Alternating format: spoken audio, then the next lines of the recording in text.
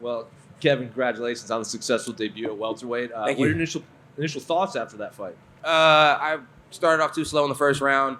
Nothing to be too happy about. Happy to get the dub though for sure. Happy to be back in the win column for sure. But just ready to get back to the drawing board. Got taken down 2 times. That's not good enough. So gotta work on some things for sure. Physically, how did you feel in there at 170? Well, obviously you were 170 pounds in there, but after the weight cut. My lungs felt good. I blew back up to 190 pounds. So, I felt good, man. I felt really, really good. This is really probably something I should have did a long time ago. But I'm stubborn, hard-headed. You know me. I still like fighting guys at 85. I like the big guys. When they fall, it sounds a lot bigger. Like, you know what I mean?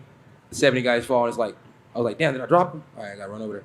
Yeah, so, Was that a thumbs up you gave after getting when Cowboy was on your back? Yeah, just because, the judge had told me, the ref had told me before the fight, he was like, don't say nothing if you get in a submission. You got to do something.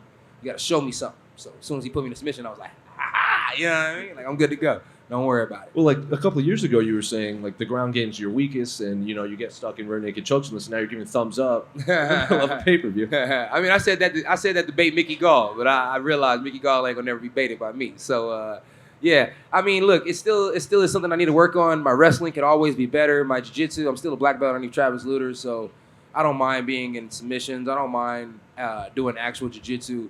It's the wrestling part that I gotta continue to work on, and I will continue to work on it. So I didn't get a chance to take anybody down today, but somebody did get a chance to take me down. So therefore, the job is nowhere near close to done. And you called out the other Cowboy, I think, at the end of the fight. He's sitting octagon side. Did you see him? No, I was just throwing up stupid shit. You know me, I be just talking. But I think the other Cowboy and me should not fight, to be honest with you. I think I should be fighting Daniel Rodriguez next. So, just because last time I called out Cowboy, Daniel Rodriguez hopped in my inbox and was like, yo, don't do that. That's my OG. So respect to both of those guys. Of course, I would like to fight the OG, but sometimes you got to take out the student for you to take out the OG. And if I take out the student, I don't even really feel like I need to take out the OG because, just it'd be nice to have the name on the board. But at the end of the day, I'm a big Cowboy fan. So, I mean, it probably wouldn't even make me feel as good as I think it would. So, yeah. So is it just you want to take out the student before the master, or is it like the matchup with Daniel Rodriguez? Honestly, I don't fucking know. I just want to fight. You know what I mean? I just want to fight. Like, fight everybody. Is the weight cut that easy that you can keep this up frequently? Like, because at middleweight you were fighting so frequently, but you got to do this weight cut now. I could fight way more frequent at 85, of course. At 70, I do need some weeks to make sure my body, adjusts and does everything right. I do not want to have a bad weight cut ever. So, yeah, as long as I have Charles and I have Icon Mills, I think I'll be okay. Shout out to Charles from UFC PI. He's freaking amazing. You said that you got up to 190 today? Yeah, I'm 190 pounds. When you fought at 185, what would you usually be? 188, 192. So crazy, bro. It's I don't understand it. You ever do stuff like this and you go, I was an idiot? I mean, yeah, the whole time.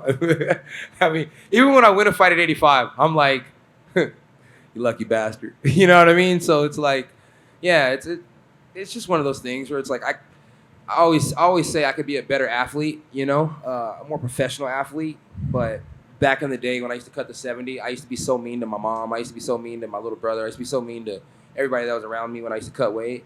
And I didn't want to be that person again. I was happy to be out here for 2 weeks, not be around the family. But I didn't even get an attitude like that this time, So, like I said, shout out to Charles, shout out to the UFC PI, and shout out to Icon Mills. It was a fantastic weight cut. You said that you felt like you were starting a little bit slow. The commentary was actually even saying oh, maybe he needs to slow down a little bit. Cowboy isn't somebody you want to just kind of go forward with. Was that even in your thought, or was there any hesitation? Did he pose any sort of threat that you felt that you had to go slow? No, I was wondering what the hell was going on, why I couldn't speed up, really, to be honest with you. I wanted to throw more punches faster, ferociously. I just wanted to go out there and just be throwing with the wind, you know what I mean? Of course I was always going to be cautious of what he was doing, but I wanted to go out there and really just display just a beautiful style of just martial arts. And I started off very slow in the first, and I was like, what the hell is going on? And I knew I had to get that second round back. So, I was like, man, if I got to shoot a takedown at the last minute and a half of this fight in the second round just to make sure I get this round back, I will. So I was fully prepared to go out there in round 2 and 3 to do whatever it took to win the fight. And I had a feeling that meant taking the guy's back like how he had my back and just hanging out like a backpack. And you're used to taking bigger guys' punches, but what do you think when you finally actually took a little bit of power at a smaller weight? Did it give you extra confidence that the move down was the right decision? Yeah, move down, definitely the right decision. They all hit the same. You know what I mean? It's like the bigger guys don't know how to box, so when they punch, they don't punch the right way. Oliveira's probably a better striker than the past 5-6 guys I fought, so he probably hit a little better, a little sharper than those guys. But at the end of the day, can't nobody in the UFC really box that good, so they don't really know how to turn their punches over the right way. They push punch, you know, like if you're off balance, it will knock you over.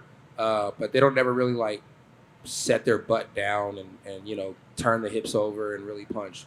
So it's way different when you're in a boxing ring and somebody knows how to box and they're smacking you. So yeah, no disrespect to these guys. You know, they still got great takedowns. So I don't want to piss these guys off. And I know that he wouldn't have been able to understand a lot of what you said, but did you still take the chance to jaw at him a little bit when you guys were out there? Did you talk anything in his ear? I probably said something here and there, but I mean, yeah, I was just happy to get the fight over with and happy to let his coaches know. I think they spoke a little good English and let them know that I was a big fan of Oliveira and everything he's done, and you know, just happy to be in there with them. And I hope he didn't take any offense to me riding the horse video. I just, you know, yeah. And then lastly, if you could just kind of walk us through that finish, how you set that up, and then when you actually hurt him, did you know that it was going to be over? I had hit him with a right hand in the first round, and he kind of stumbled a little bit. And I was like, oh, yeah, I forgot I had that magical weapon. So when I hit him with it in the second round and he fell, I was like, damn, he hurt. I was like, ooh, I better go finish this. And then I was punching him, and the ref got close, and I was like, ooh, he about to stop it. And then, like, Oliveira kind of, like, made a good move for a second, and I was like, oh, no, we got to grapple. I was like, I better elbow. So, no, I knew I had him hurt, but I just wasn't absolutely sure how hurt. You know what I mean? Dude's an OG, dude's a veteran. He could have came back, got on my ass. So, yeah, you know, I'm happy I got to put him away. And recently we got to see you do some grappling. Is that something that you're hoping to try to be able to kind of do in your time off, get some more little grappling events? Yeah, most definitely. There's some guy calling me out right now. I guess he's a pretty badass college wrestler back in the day, and now he's fighting for one of the lower leagues, you know, one of the ones that wish they were the UFC. So, yeah, I mean, if that guy really wants to do a jiu-jitsu match or something like that, we can gladly do a jiu-jitsu match. He just needs to quit tagging me all the time. Dude's fucking weird, but shout out to him, man. Congrats on the victory. Thank you, bro. Appreciate it. Hey, Kevin, how you doing, brother? How you doing? All good, man. I've seen you've been working with my dude, Brawler Bible, quite a bit, and I was just wondering, do you guys have any plans to, like, create a YouTube channel or something? Because I reckon it would do really good. Yeah, man, Brawler has any ideas, and if Brawler's doing anything, I completely back Brawler 100%. Brawler is going to be doing what you guys are doing right now in the future, and he's going to do a great job at it. So if you guys aren't following Brawler right now, follow him and give the kid some tips. You know, he's the future of the media. So fucking love Brawler, man. Does a good job of covering the shit. Last question for me. What is your strain of choice post-fight? Strain? THC? Yep. All the roaches that my boys been smoking throughout the week. I just want to be able to be a part of the group. I'm like, yeah, give me all the blunts you guys smoked the whole time I couldn't smoke, so I can try everything you guys had all in one. So it's a fat ass roach blunt.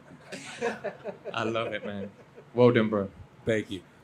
Hey, What's Kevin, up, my man? What's up, man? I want to know, you know, when you came up and you had that great year in 2020, it was all at the Apex. What was the night like tonight? Like, you know, main card, pay-per-view, and you got that pop out there in Vegas. Man, it was the shit, bro.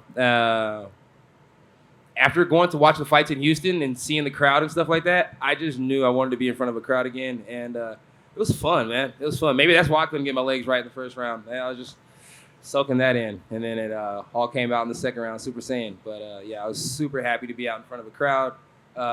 Don't get it twisted, though. I'll go fight the Apex tomorrow if you guys want me to. Gonna ask you to use your imagination a little bit. What's a better buddy cop movie? Darren Till and Hamzat fighting crime in Sweden, or you and Derek Lewis fighting crime in Houston? Come on, bro. H-Town, baby. Stand up.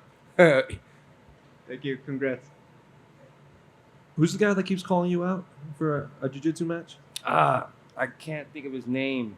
It's like, I kept comparing him to like Downey Freshener because his name was Downey or some shit like that. So, I don't know, man. All I know is the dude. I think he got signed with the company that starts with a B, or the company that starts with a.